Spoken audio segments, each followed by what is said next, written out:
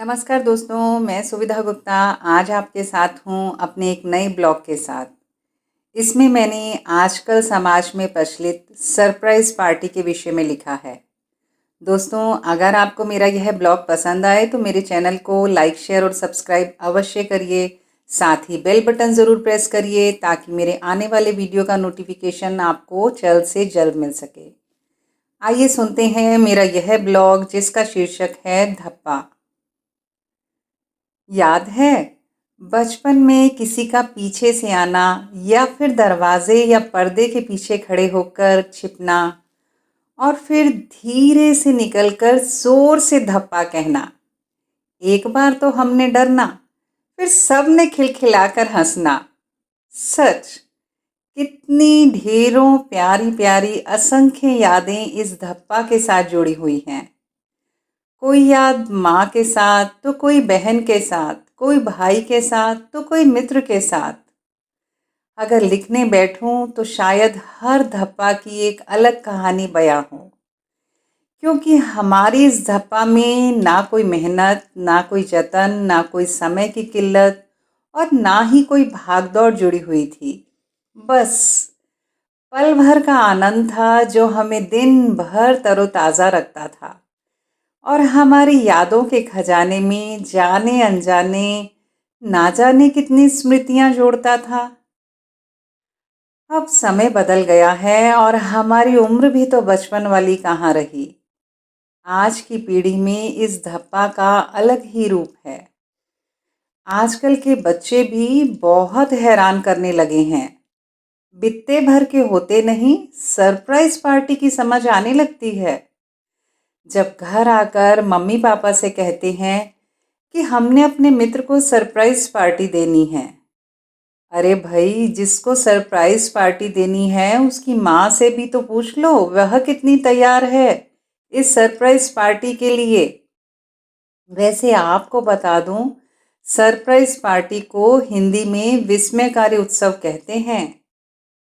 एक बार मेरी बिटिया की सहेलियों का फ़ोन आया कि आंटी हमें अपनी दोस्त को सरप्राइज पार्टी देनी है। पहले तो मैं ही अचंभित हो गई कि अब इनका सरप्राइज मुझ पर बहुत भारी पड़ने वाला है। खैर, तब जैसे तैसे बच्चों का सरप्राइज निभाया।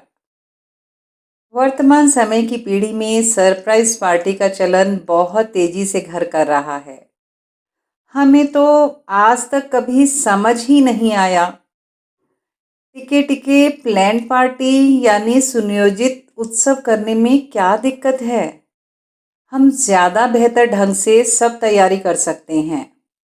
आपने 1 मिनट के आश्चर्य वाले आनंद के चक्कर में जो पहले तैयारी करने का असीम उत्साह रहता है वह तो खो ही दिया। अब जब पार्टी की योजना पहले से नहीं थी तो फिर बाद में भागम भाग मचेगी ही, क्योंकि मेज़बान को तो पता ही नहीं रहता कि कितने मेहमान आ रहे हैं। और अगर बच्चे बड़ों को कोई ऐसा सरप्राइज़ देने लगे तो कितनी बार यह देखने में आता है कि बड़े सारा दिन तो यह सोचते हैं कि उनका विशेष दिन किसी को याद ही नहीं।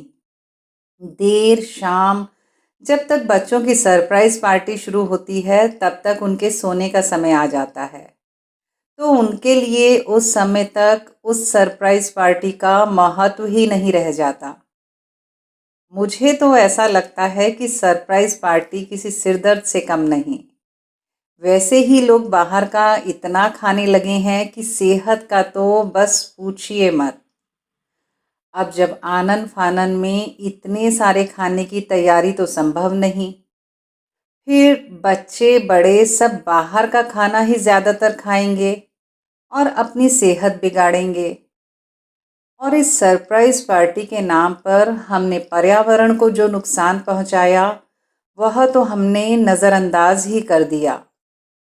कुछ लोगों को तो हैरानी भी हो रही होगी कि पर्यावरण को नुकसान, वो कैसे।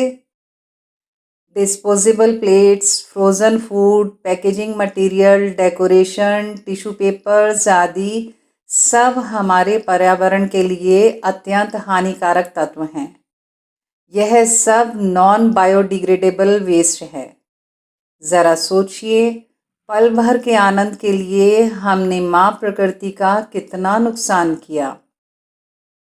आजकल एक तरफ तो अगर किसी से मिलने जाना हो तो पहले बताकर समय लेकर जाओ, और दूसरी तरफ यह सरप्राइज पार्टी। मुझे तो दोनों ही बातें एक दूसरे के ठीक विपरीत प्रतीत होती हैं।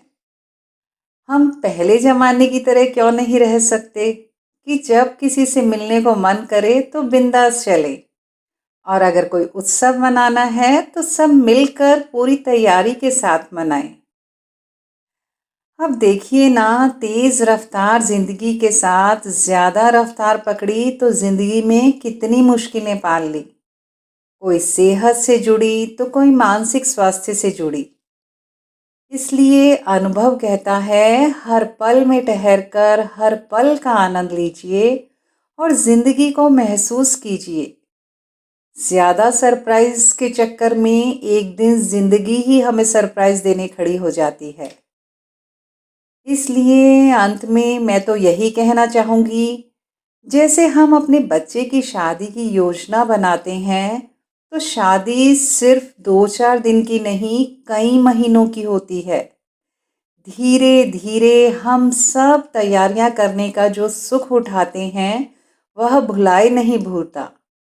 तो दोस्तों, उसी तरह अगर हम यह सरप्राइज पार्टी की जगह सुनियोजित यानी प्लान्ड पार्टी करेंगे तो उसका अधिक आनंद ले पाएंगे और पर्यावरण को संभालने में अपना बहुमूल्य योगदान दे पाएंगे। आपके क्या विचार हैं? कमेंट सेक्शन में कमेंट करके ज़रूर बताइएगा। तो दोस्तों, इसी आस्था के साथ मैं अपनी लेखनी को यहीं विराम लगाती हूँ। अगले लेख में आपसे मुलाकात होगी। अगर आप यह लेख पढ़ना चाहते हैं तो मेरे ब्लॉग शुद्ध देसी थॉट्स ऑन वर्डप्रेस पर जाकर पढ़ सकते हैं। उसका लिंक मैं नीचे डिस्क्रिप्शन बॉक्स में शेयर कर रही हूँ। धैर्य से मुझे सुनने के लिए आपका हार्दिक आभार। धन्यवाद।